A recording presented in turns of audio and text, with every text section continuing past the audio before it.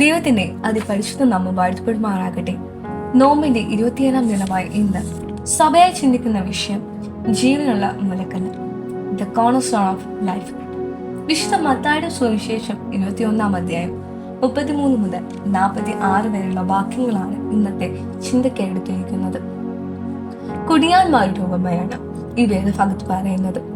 ഒരു യജമാനൻ ഒരു മുന്തിരിത്തോട്ടം സ്ഥാപിക്കുകയും അത് നോക്കി നടത്തുവാനും അതിൽ കൃഷി ചെയ്യുവാനുമായി കുറച്ച് കൃഷിക്കാരെ ഏൽപ്പിക്കുകയും അതിനുശേഷം അതിന്റെ വിളവ് ശേഖരിക്കുവാനായി തന്റെ ദാസന്മാരെ യജമാനൻ കൃഷിക്കാരുടെ അടുക്കലേക്ക് അയക്കുകയും ചെയ്തു. അവരെ തല്ലുകയും കൊല്ലുകയും കല്ലെറിയുകയും ചെയ്തു. ഒടുവിൽ അവർ തന്റെ മകനെ ശങ്കിക്കുമെന്ന് കരുതി അവരുടെ അടുക്കലേക്ക് അയച്ചു. മകനെയും തോട്ടത്തിൽ നിന്ന് പുറത്താക്കി കൊന്നുകളയുകയും ചെയ്തു. നാം ഓരോരുത്തരും സ്വാതന്ത്ര്യം നിറഞ്ഞ ലോകത്താണ് ജീവിക്കുന്നത്. എവിടെയെല്ലാം നല്ലത് കാണുന്നുണ്ടോ അതെല്ലാം നമുക്ക് വേണം, നമുക്ക് സ്വന്തമാക്കണം എന്നുള്ള സ്വാർത്ഥതയുടെ ലോകത്താണ്. എന്നാൽ ക്രിസ്തീയ ജീവിതം എന്ന് പറയുന്നത് അങ്ങനെയല്ല. നാം എല്ലാം സ്വന്തമാക്കുമ്പോൾ അതിൽ നിന്നും ഒരു പങ്ക് എന്റെ സഹോദരനും കൂടി അവകാശപ്പെട്ടതാണെന്നുള്ള യാഥാർത്ഥ്യം നമ്മെ ഓർമ്മിപ്പിക്കുന്നു.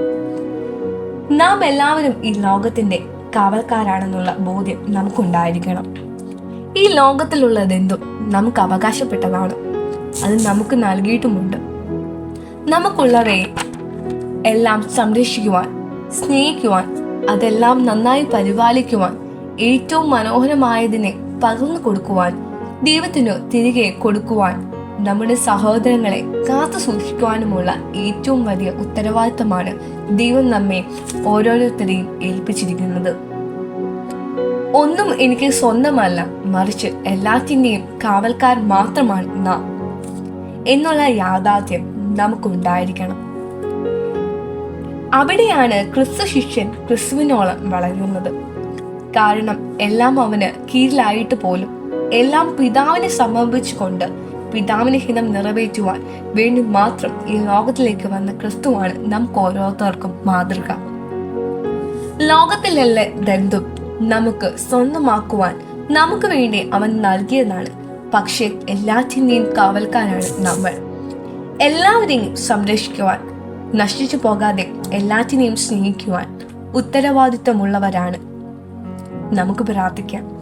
ഈ നോമ്പ് കാലങ്ങളിൽ ദൈവസന്നിധിയിലായിരിക്കാനും നമ്മുടെ ചുറ്റുമുള്ളവർ, നമ്മുടെ സുഹൃത്തുക്കൾ, നമ്മുടെ ചുറ്റുപാടുമുള്ളവർ, ഇവരെ എല്ലാവരെയും സംരക്ഷിക്കുവാൻ, സ്നേഹിക്കുവാൻ നമ്മെ ഏൽപ്പിച്ചിരിക്കുന്ന താലന്തുകൾ ഉത്തരവാദിത്വ ബോധത്തോടു കൂടി ദൈവസന്നിധിയിൽ പ്രവർത്തിക്കുവാൻ ഇടയാകട്ടെ എന്ന് പ്രാർത്ഥിച്ചുകൊള്ളുന്നു. ആമേൻ.